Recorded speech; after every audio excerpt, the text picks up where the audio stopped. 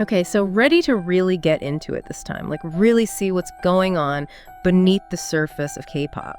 We're talking about something really serious that's happening in the K-pop world, and Yeah. it involves one of the biggest groups out there right now, NewJeans. Huge group.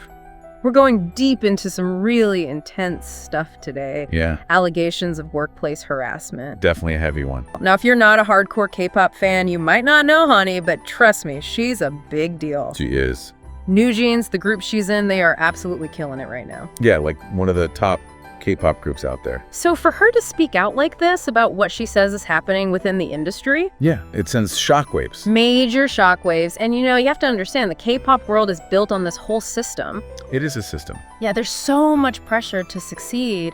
And there's this hierarchy, based on like who's been around the longest. And it's really intense. Yeah, and that plays a huge part in why this whole situation is so significant. Absolutely. Because for someone like Hanni to speak out against that system In this way. in this very public way to a governing body, Exactly. it's seriously shaking things up.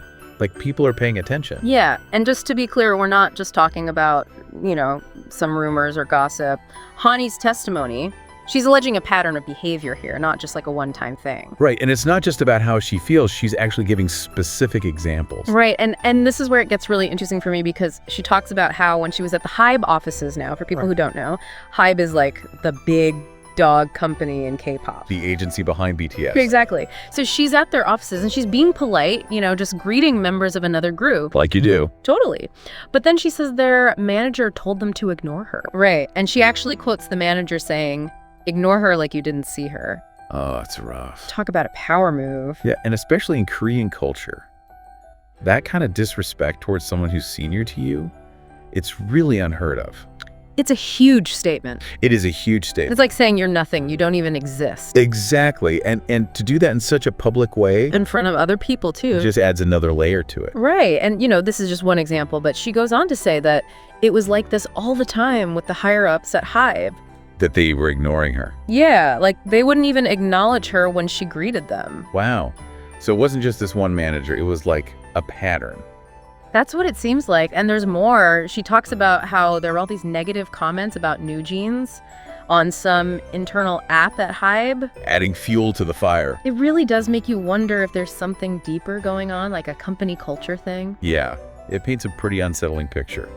So you have to wonder, with all this coming out, how did the company react? Well, it gets kind of messy, to be honest. Okay. Yeah. Because Ador's CEO, Kim Joo-young, she had to testify too. Right. And her response was interesting, to say the least. No, really? What did she say? Okay, so remember that incident Hanni described with the manager telling the other group to ignore her? Yeah, the one at the Hybe office? Right, that one. Yeah. So Kim actually said she believed Hanni about that. She did. Yeah, but here's the thing. What? She said they couldn't find any evidence to actually prove it. Really? Yeah, apparently the security footage from that day had already been erased. Erased. Like, deleted. Deleted. Gone. Huh. Convenient. Right. Makes you wonder. It does? Like, was that normal procedure or was there something fishy going on? Yeah. You don't just erase security footage every day, do you? Exactly. It's suspicious. Totally. And wasn't there something else about her statement? Like, it wasn't just about that one incident, was it? Well, she said, "I believe I did everything I could, but seeing that Hanni felt this way and that the situation escalated to this point, I wonder if there was more I could have done." Okay. So she's acknowledging that something wasn't right, but also saying she did everything by the book. Yeah, sounds like something a PR team would write up. Right. Like walking that fine line. Totally. Trying to seem sympathetic, but also protect themselves. It's tough because at the end of the day, it's Hanni who's really going through it, Absolutely. And it's interesting you say that because her closing statement, it really stayed with me. What did she say? Well, she talked about how heavy this whole thing has been for her and the group. She even mentioned that some fans were apologizing to her. Wow, really? For what happened? Yeah, for what happened. That's a lot of pressure on the fans. It is. But then she said something really powerful. What was that? She said, "The ones who should be apologizing are avoiding responsibility, and that frustrates me." Wow. Mic drop moment. Right. It's like, enough with the empty apologies. Yeah, like put your money where your mouth is. Exactly. Take action, be accountable, don't just say sorry and move on. It's just, it makes you think. Yeah. Like this whole thing with Hanni, it goes way beyond just K-pop, Oh, absolutely. It's about power dynamics Mhm. and feeling like you can't speak up. Exactly. Like that resonates with so many people. It does. No matter what job you have or what industry you're in. Right, and it makes you wonder, like, how often does this kind of stuff actually happen? All the time, probably. And we're talking about NewJeans here. They're huge. If this is happening to them. With all the success they have. Exactly.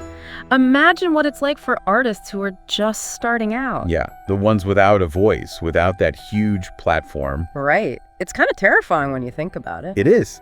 But that's why what Hanni did is so important. Totally. She said something when so many others probably wouldn't. Exactly. And now, Yeah. people are talking, It's sparked this conversation.